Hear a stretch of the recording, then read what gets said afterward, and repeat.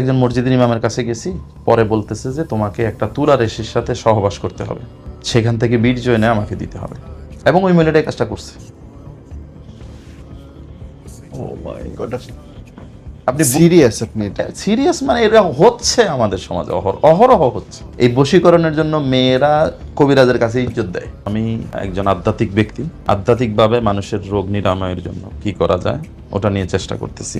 বর্তমান সময়ে অধিকাংশ রোগ, 90%-এর বেশি রোগগুলা জিনের সৃষ্টি। মানুষের পেটে গ্যাস হয়, এটাও জিনেরা দেয়। হ্যাঁ, এটাও জিনেরা দেয়। কি বলেন আপনি? হ্যাঁ, আমি কিন্তু এমনি কথা বলতেছি না, গল্প করার জন্য কথা বলতেছি না।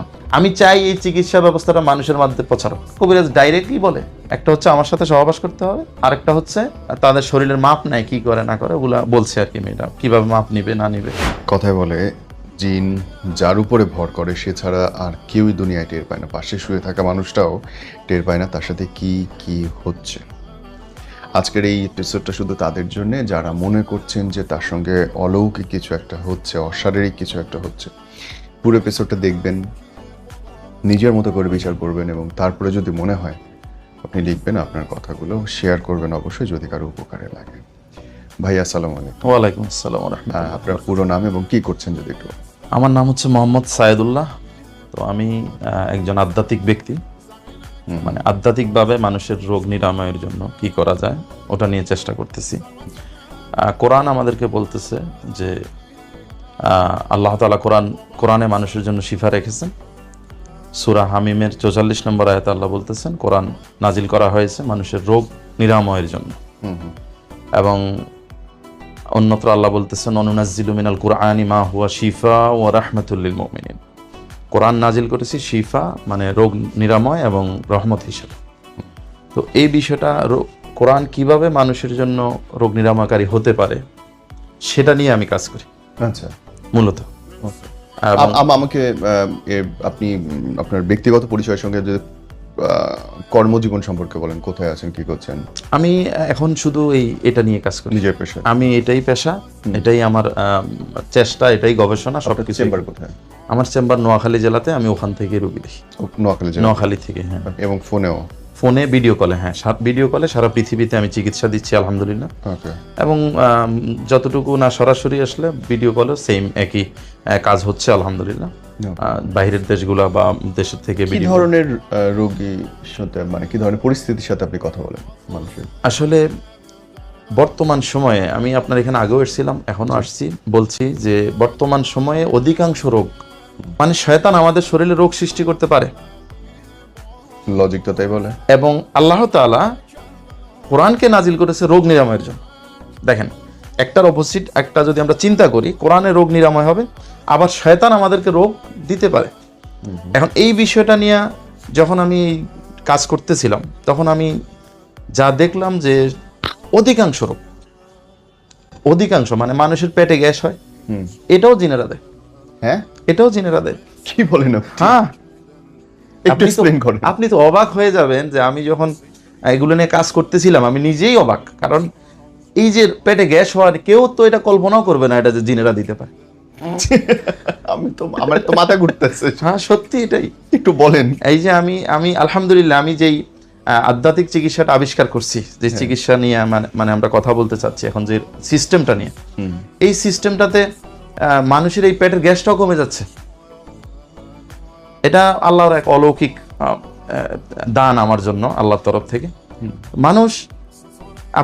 মানুষের পেটে গ্যাস হয়, বদহজম হয়, এবং পেটে গ্যাসের কারণে মানুষ সবসময় গ্যাস্ট্রিকের ট্যাবলেট খাইতে থাকে। এই গ্যাস্ট্রিকটাও জিনেরা রোগ, আপনার ব্যথা, প্রস্রাবে ইনফেকশন, ঠিক আছে। আমি একটু অনেকগুলো রোগ নিয়ে একটু কথা বলবো, আমার সব তো আসলে আমি একটু বলতে দেখি বলি। আপনার এখানে এই যে মানুষের পেটে ব্যথা হয়, মাথা ব্যথা, বুকে ব্যথা, কোমরে ব্যথা, হাঁটুতে ব্যথা, ঘাড়ে ব্যথা, হাতে পায়ে জ্বালা পোড়া করে মহিলাদের, তারপরে প্রস্রাবে ইনফেকশন, বাচ্চা না হওয়া, গর্ভপাত হওয়া, তারপরে গর্ভে অথবা জন্মের পর বাচ্চার মৃত্যু হয়, অতিরিক্ত ব্লিডিং মহিলাদের, মাসিকে পেটে প্রচন্ড ব্যথা হওয়া, অ্যালার্জি বেড়ে যাওয়া। দেখেন, অ্যালার্জিটা জিনেরা দিব, এটা কেউ চিন্তা করবো? আমি আমার চিকিৎসা আলহামদুলিল্লাহ মানুষ সুস্থ হচ্ছে। আচ্ছা, এই অ্যালার্জিটাও কমতেছে চিকিৎসার কারণ। অ্যালার্জি মানে অতিরিক্ত চুলকাচ্ছে, হঠাৎ করে শরীর দেখবেন চুলকাচ্ছে অতিরিক্ত, হ্যাঁ, বিভিন্ন রকমের শরীরে গোটা উঠতেছে, ওগুলো থেকে মানুষের আরো সমস্যা বড় হয় ধীরে ধীরে। তারপরে আপনার স্বাস্থ্য বেড়ে যাওয়া, মানে মোটা হয়ে যাবে। হ্যাঁ, একবারে চিকন হয়ে যাওয়া, স্বাস্থ্য বাড়তেছে না, যতই খাচ্ছেন কোনো রকম স্বাস্থ্য হচ্ছে না। মোটা হয়ে যাওয়া রোগীদের আমি ট্রিটমেন্ট দিয়ে খুব দ্রুততার সাথে রেজাল্ট আসছে অনেকের। আপনার এখানে পোস্ট যখন আমি আসছিলাম তখন আপনার এটা দেখে ঢাকা থেকে একজন মহিলা গেছেন, ওনার ওয়েট ছিল 110 কেজি। তা আমার কাছে তো আসলে আমি ওয়েট নিয়ে ট্রিটমেন্ট দিতে যাই নাই, আমি ট্রিটমেন্ট দিয়েছি, ওনার সাথে জিনের সমস্যা ছিল। আচ্ছা, ট্রিটমেন্ট দিতে গিয়ে দেখলাম যে ওয়েটটাও তারা বাড়াইছে। ওনার সাথে জিনের কেমনে, মানে এই যোগসূত্রটা কেমনে ছিল?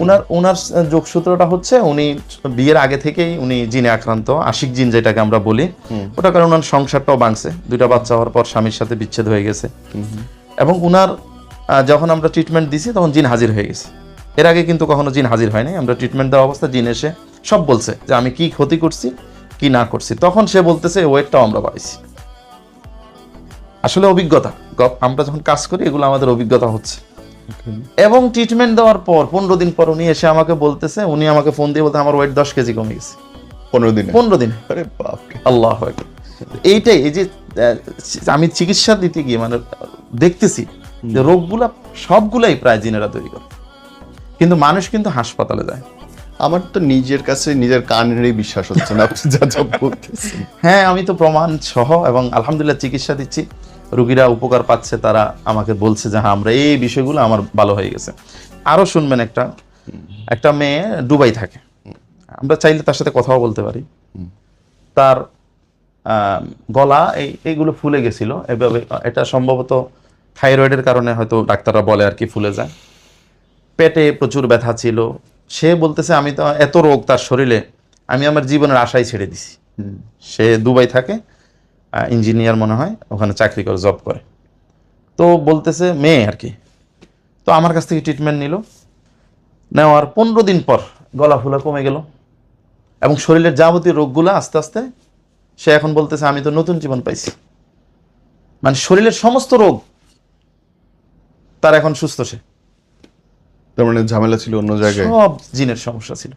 ওকে, বুঝতে পারছেন? এখন এগুলো তো আসলে করতে গিয়ে আমরা আমাদের অভিজ্ঞতা থেকে পাচ্ছি। আমাকে আপনি খুব ইন্টারেস্টিং সব গল্প বলেন যেগুলো আমার নিজের কাছে বিশ্বাস লাগে না। কোনো একটা রোগীর কাহিনী বলেন না যেটা। হ্যাঁ, একটা আজব রুগী, এটা হয়তো কোটিতে লাখে একটাও পাওয়া যায় কিনা সন্দেহ আছে। প্লিজ। রুগীটা হচ্ছে উনার ছেলে, একটা 21 বছর বয়সের ইয়ং যুবক। ওটা আমার বাড়ির পাশেরই ছিল, 2-3 গ্রাম ফাঁকে। হঠাৎ করে সে বন্ধুদের সাথে এভাবে গল্প করতেছিল কোথাও, তো একটু যন্ত্রণা অনুভব করলো লজ্জাস্থানে, ব্যথা করতেছে।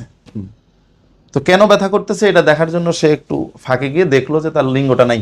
হ্যাঁ, লিঙ্গ নাই, হাওয়া হয়ে গেছে, মুছে গেছে একদম। কি বলেন? হ্যাঁ, একদম নাই, মানে মেয়েদের যেরকম হয় ওরকম হয়ে গেছে, সিরিয়াসলি একদম নাই। সাধারণত হিজলাদের যেরকম থাকে ওইরকম হয়ে গেছে। আল্লাহ মাফ করো। তো তারপর তারা কি করলো, হাসতেছে কিন্তু এটা ভয়ঙ্কর ব্যাপার। বিষয়টা হ্যাঁ। মানে আপনি চিন্তা করেন, একটা মানুষকে পুরুষ থেকে ঠাস করে নারীতে পরিবর্তন, মানে নারী কি, সে তার লিঙ্গই নাই, কোনো লিঙ্গই নাই। আচ্ছা, তারপরে কি হলো, ওখান থেকে কান্নাকাটি, পরে নিল ডাক্তারের কাছে। প্রথম আমাদের এলাকায় মাইজদি শহরে ডাক্তার দেখাইছে, পরে ঢাকা আনছে। তো ঢাকা আনার পর ডাক্তাররা বলছে হরমোনের সমস্যা। সাধারণত যেটা বলে ডাক্তাররা যে এরকম হইলে কি হয়, লিঙ্গ চেঞ্জ হলে কি বলে, হরমোন থেকে এরকম হয়ে গেছে, চেঞ্জ হয়ে গেছে। তো যাক, তারা ওই 2 দিনের ভিতরে আবার আমার কাছে ফোন দিছে, কেউ একজন হয়তো আমার কথা বলছে। তো আমি চেক দিয়ে দেখলাম যে না, এটা তো জিনের সমস্যা। তখন আমি বললাম যে আমার কাছে নিয়ে আসেন।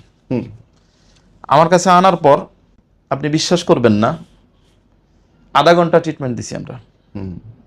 তার নিজের চোখের সামনে সে দেখতেছে কিভাবে এটাকে, লিঙ্গটাকে ভিতরে ঢুকাইছে, কারা ঢুকাইছে, কতজন ছিল, জিনেরা যে ঢুকাচ্ছে ভিতরে, ওগুলো সে দেখতেছে, তার চোখের সামনে হাজির হয়েছে, ভিডিও আছে আমার ফেজে। তো সে বলতেছে সম্ভবত 3জন না 3জন এরকম বলছে হয়তো। তো ওইখানে মহিলা 1জন, পুরুষ 2জন, তারাই কাজ করছে, নারী মানে জিনেরা। তো এখন আমি ওদেরকে ধরে আনলাম, আনার পরে বললাম যে তোমরা এই কাজ কেন করছো?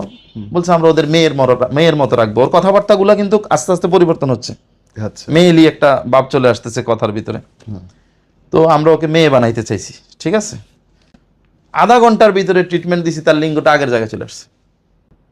ডাক্তাররা কিন্তু বলছে এটা হরমোনের সমস্যা, এটা পরিবর্তন হয়ে গেছে, এটা ঠিক হবে না হবে আল্লাহ জানে। এরকম রোগ আমরা আর দেখি নাই। কথা আমি বলছি তো এরকম ঘটনা শুনি, আপনি যা শুনে হ্যাঁ ভয়ঙ্কর। আমি বললাম না, কোটিতে লাখে হয়তো একটা রোগ এরকম পাওয়া যায় কিনা সন্দেহ ওদের আছে। কি সমস্যা ছিল যে ওরা এটা করতে চাইল? আসলে ওরা তো মানুষের ক্ষতি করবে, এটা ওদের এটা আগেও বলছি এখনো বলছি, ওদের কাজই এটা।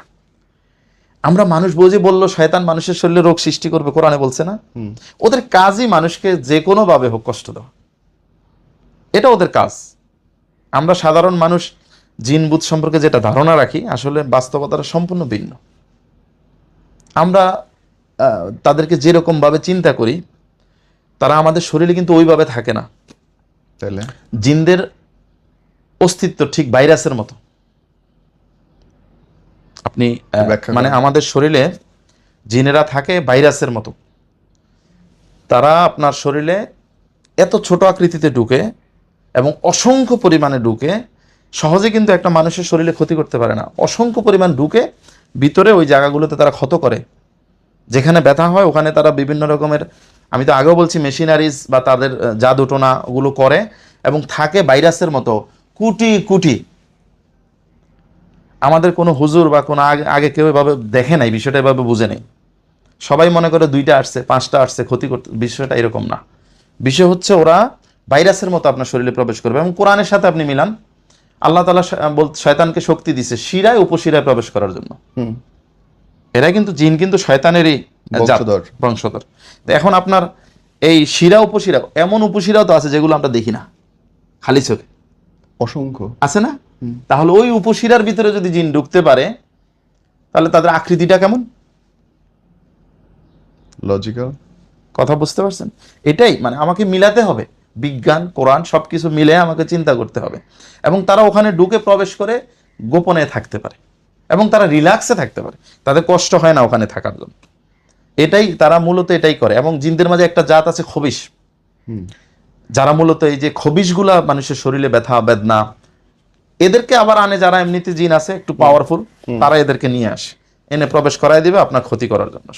তাহলে এই যে মাথা ব্যথা, দেখা যায় অনেক মাথা ব্যথারই কারণ খুঁজে হ্যাঁ, পাওয়া যায় না। মাথা ব্যথা শুধু কারণ খুঁজে না পাওয়া, না পাওয়া বা না পাওয়া, ডাক্তার তো একটা না একটা বলবেই আপনাকে। থাইরয়েডের কথা বলে বা একটা না একটা তো বলবেই।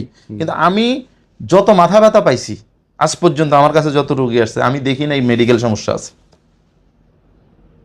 এবং আমি যে চিকিৎসাটা এখন যেটা নিয়ে আমি কথা বলতে চাচ্ছি, হাত দিয়ে ধরে আপনার মাথা ব্যথা ভালো হয়ে যাবে। হ্যাঁ, আপনি হাত দিয়ে এমনি ধরবেন, এটা আমাদের যে ব্যবস্থা ওটা আমরা শেখাবো কিভাবে ধরবেন। ধরলে আপনার মাথা ব্যথা ভালো হয়ে যাবে, শরীরের সমস্ত রোগ ভালো হয়ে যাবে। শুধু হাত দিয়ে ধরে এভাবে বিসমিল্লাহ বলে শুধু এভাবে ধরবেন আর ফেলে দিবেন, আপনার রোগ সাথে সাথে ব্যথা কমে যাবে। মাথা ব্যথা, বুকে ব্যথা, পেটে ব্যথা, পায়ে ব্যথা, হাতে ব্যথা সাথে সাথে কমবে ইনশাল্লাহ। এটা একটা আল্লাহ তাআলার এক অলৌকিক দান আমার জন্য, হয়তো যে আমি এটা করছি এবং এর অত্যন্ত ফলপ্রসূ একটা রেজাল্ট পাচ্ছি। সমস্ত রোগ, ওই যে বললাম একটা মেয়ে তার রোগ থেকে, হ্যাঁ এই সিস্টেমেই। আমি হচ্ছি বাংলাদেশে, সে দুবাইতে, তাকে জাস্ট আমরা আমাদের আমলগুলা দিছি এবং প্রথম একটা আমরা ট্রিটমেন্ট দিয়ে দিছি। তারপর তাকে শিখাইছি তুমি এটা করো, হাত দিয়ে ধরো, ধরে আমার জেলখানায় ফেলে দিতে হবে। এই যে জেলখানার কথা আসছে, আমার জেলখানা আছে জিনদের জন্য, জিনদেরকে আটকানোর জন্য। তো ওই মানুষ, আমার রোগীরা তাদের জিনগুলাকে ধরে আমার জেলখানায় ফেলে দেওয়ার মতো একটা সিস্টেম আমরা করে দিই, তাদেরকে শিখাই দিই কিভাবে করতে হবে। তখন আপনি যেখানে আপনার ব্যথা করুক, আপনি যখন দৌড়বেন এবং দৌড়ে ফেলে দিবেন, আপনার ব্যথা কমে যাবে। এবং এটা রেজাল্ট তাৎক্ষণিক, মানে 5 মিনিটের ভিতরে আপনার ব্যথা কমবে ইনশাল্লাহ। কি বলেন আপনি এটা? জি ইনশাল্লাহ, এটাই। এবং এটা আসলে আল্লাহ তাআলা যে আছে, আমার নিজের বিশ্বাস হইতেছে না। আল্লাহ তাআলা যে এই পৃথিবীতে মানুষকে সৃষ্টি করছেন, জান্নাত জাহান্নাম যে আছে, এটা তার একটা প্রমাণ গ্রহণ করে। আল্লাহ আছেই বলেই তো এই হাত দিয়ে আমি ধরার কারণে আমি সুস্থ হচ্ছি। এটা অসংখ্য রোগীর উপরে আমি প্রয়োগ করছি, তারপর আজকে এসে এখানে কথা বলতেছি। এবং এটা আমার চ্যালেঞ্জ। আমাকে আরো একটা রোগীর গল্প বলেন। যদি কেউ এই চ্যালেঞ্জ নিতে চায়, যে আমার সাথে প্রমাণ করতে চায়, আসতে পারে, সমস্যা নেই। আমি কিন্তু এমনি এমনি কথা বলতেছি না, গল্প করার জন্য কথা বলতেছি না। আমি চাই এই চিকিৎসা ব্যবস্থাটা মানুষের মধ্যে প্রচার হোক। আমি চাই মানুষ ডাক্তারের ওষুধ খাওয়া বন্ধ করুক। সত্য কথা এটাই। আমি চাই মানুষ 80% ওষুধ কমে যাবে মানুষের খাওয়া, যদি মানুষ আসলে রোগের কারণটা বুঝতে পারে। এবং আমি মাত্র 200 টাকার বিনিময়ে একটা চেক আপ, মানে আমরা চেক করে দিই যে আপনার রোগটা কি জিনের সমস্যা না আপনার মেডিকেল সমস্যা, এবং আমি যেটা বলবো ইনশাল্লাহ 100% কারেক্ট হবে।